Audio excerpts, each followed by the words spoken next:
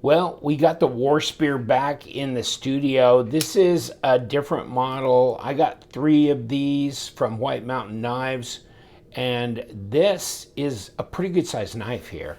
It's got micarta scales. It's got 14C28N steel. It's a satin blade. Little bit of a black G10 backspacer, deep carry pocket clip. Screws need to be flat on that. Would give you a little bit more clearance for your pocket, but it is what it is. And it looks like a bunch of number 6 body screws on here, and they are. But I mean, this is octagonal here, so that should hold while you unscrew this. And see that surround, that little G10 surround? They give you like an orange one that you can swap out. And then they give you some of these, you know, a set of these came in the box as well in here. So that was really interesting. So they give you the wrenches, they give you a trade out on the surround, and they're very inexpensive. And the drop is really good. And the ergos are fine. And it's contoured micarta. And you can darken this down if you want. I had a guy say he sprayed WD-40 on it, on a rag, wiped it, or, food grade mineral oil and wipe it and do things like that. Actually, over time, your own skin oils will darken that down. So, however you want to go with that. But yeah, I mean, it's a good sized knife. It ain't small. It's not quite 4 inches, but it's really close, and its cutting length is 3.8, you know? So it's a 100 millimeter blade length, and you could argue a little bit longer than that. Overall, 8 5/8, so you want to call it 8.6, 8.65, and 22 centimeters. So when it gets to 22 centimeters, you're in pretty good shape. And you know what? As I was sitting here pondering this knife, and by the way, this is the WP500T, okay? And there's like 3 main models that I really like the look of, so check it out on White Mountain. Oh, don't forget to use LTK as a discount code for 10% off. And so far, they're not charging me for shipping or tax on White Mountain. So I'm paying it elsewhere, though. 100 grams, so that shouldn't be very heavy. After a while, you kind of get to, you can look at grams and kind of tell what your weight's going to be in ounces. 3.5 ounces.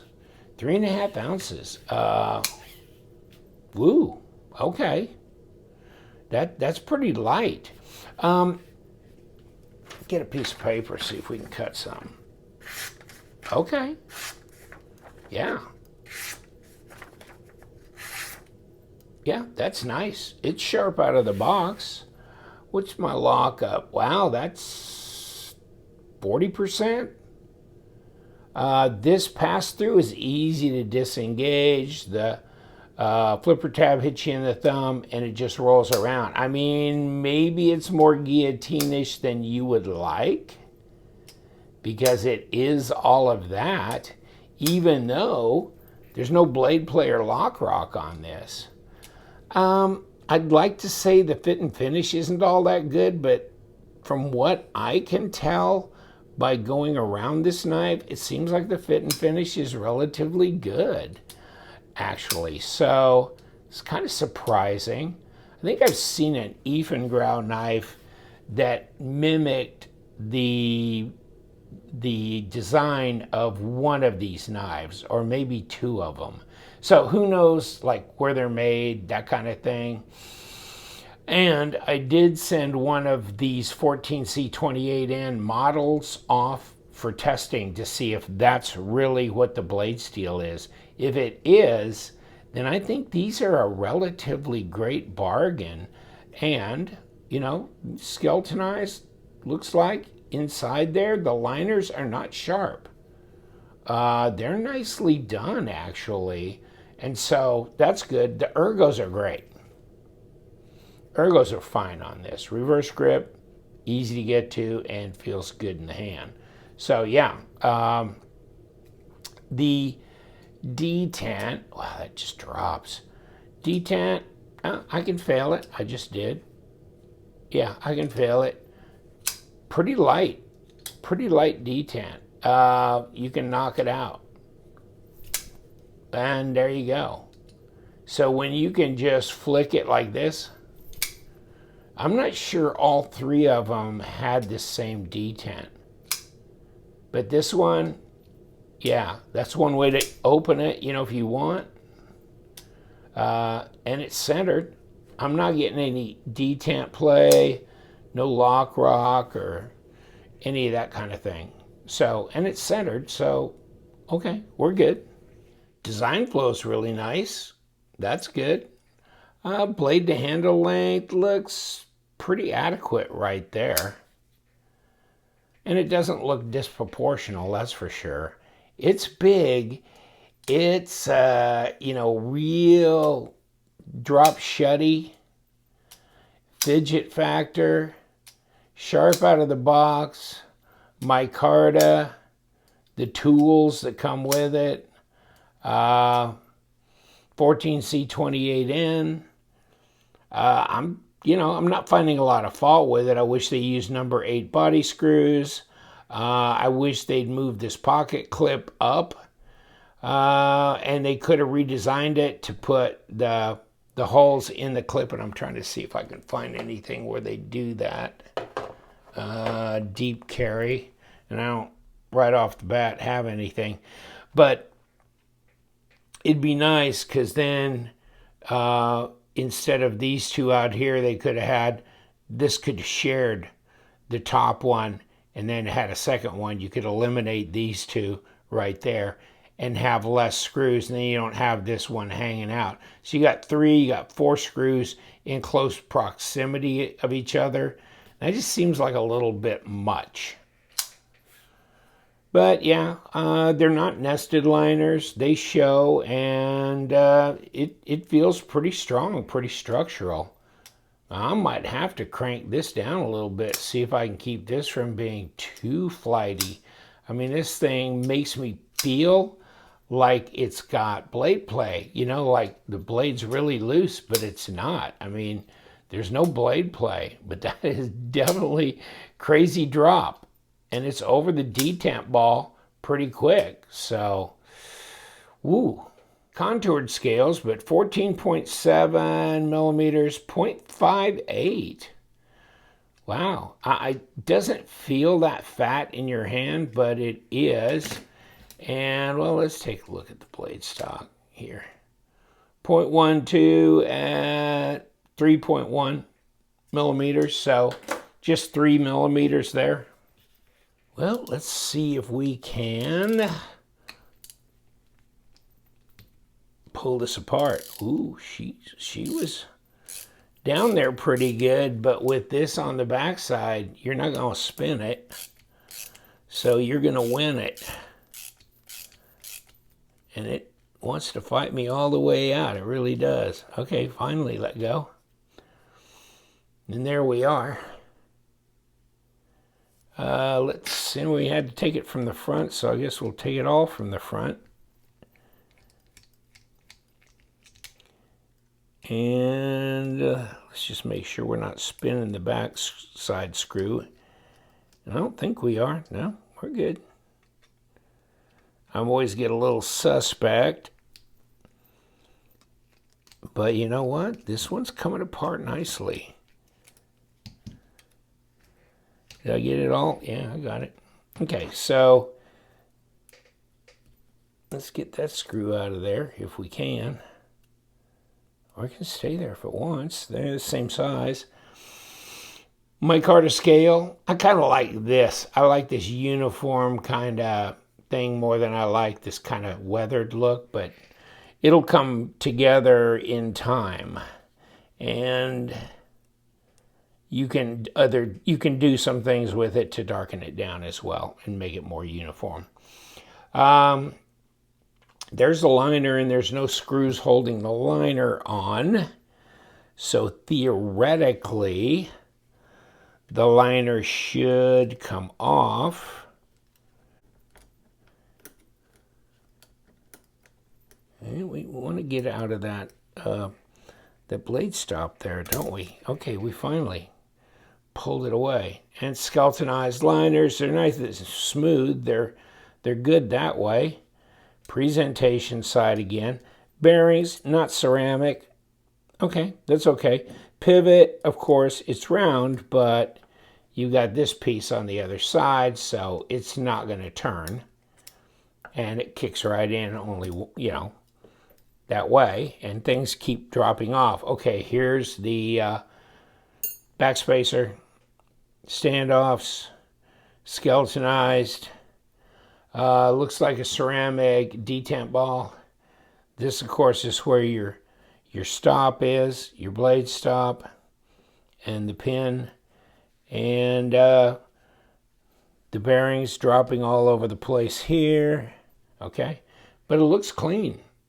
I mean, for a budget knife, it looks pretty good. Well, no sweat in that one. That's pretty simple. It was pretty easy to pull apart. And here we got the backspacer, so I guess we need to re-engage that. So let's do that. Okay.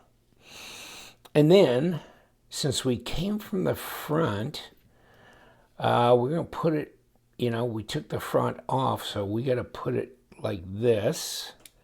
Let's get our stop there. Let's get some bearings on. Let's shove the pivot out.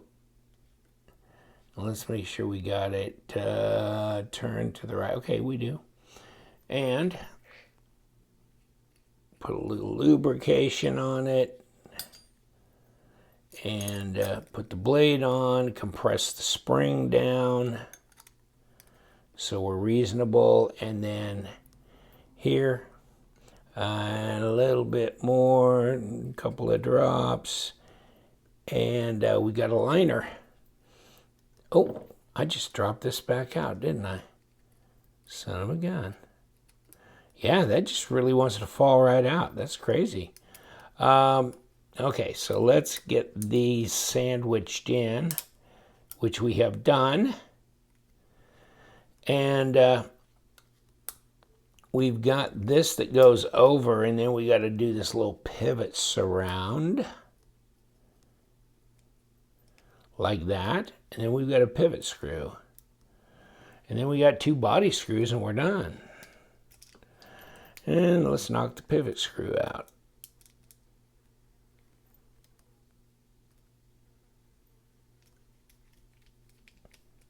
And let's make sure we're right on with the threads here. Okay.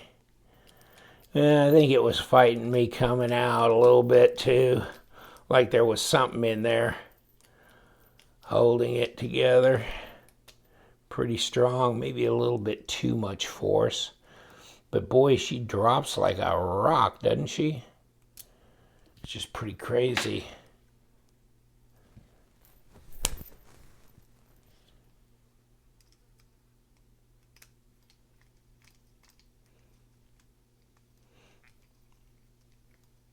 Let's get this